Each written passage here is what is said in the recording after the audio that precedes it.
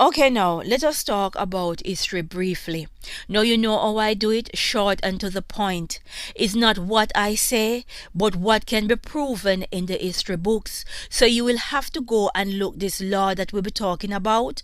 Look it up for yourself and go through it, because history is teaching us and we need to pay attention.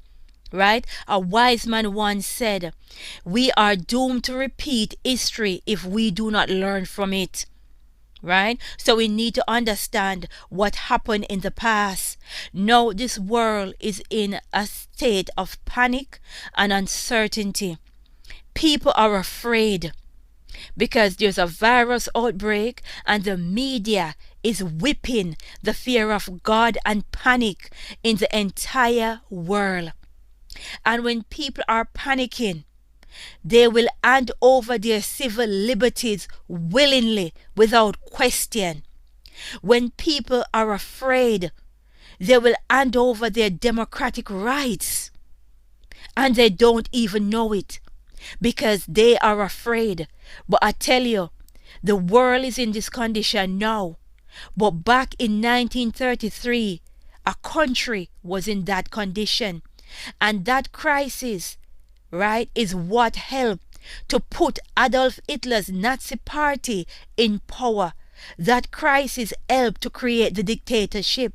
So should we assume that the panic that is happening is just to help whip people into handing over their democratic rights and their civil liberties to a upcoming dictatorship?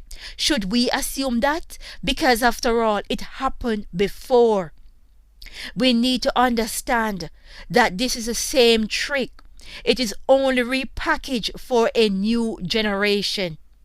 People, open your eyes and let history teach us.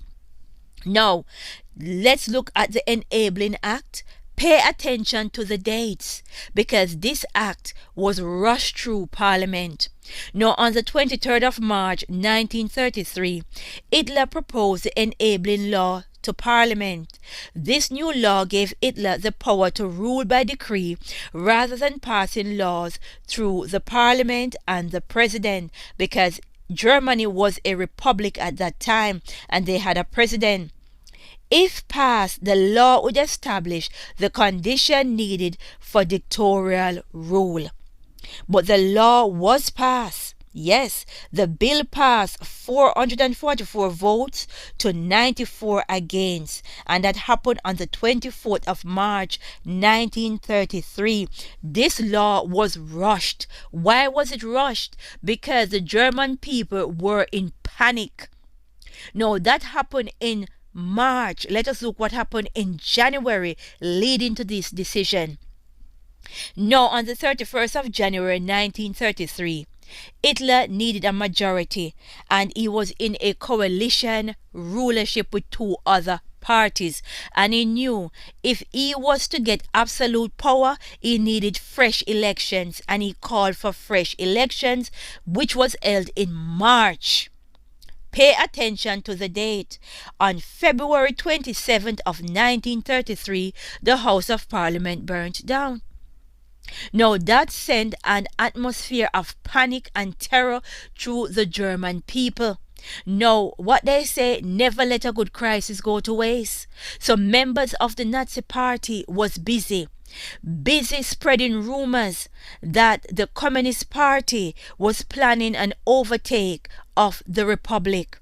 Now that further had fire, right, to what is going on. Further panic, further terror that they did because they had to have their way. So you have to ask yourself, did they create this problem in order to come up with the solution?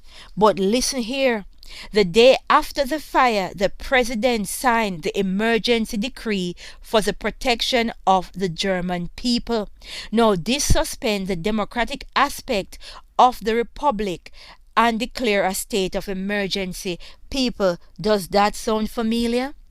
They suspend the democratic aspect of the republic just to call a state of emergency.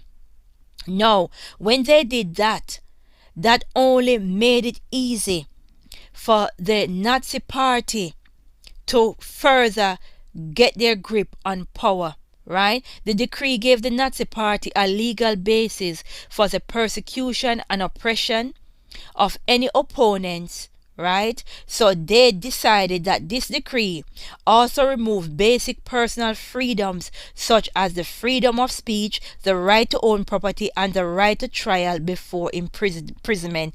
It was a massacre.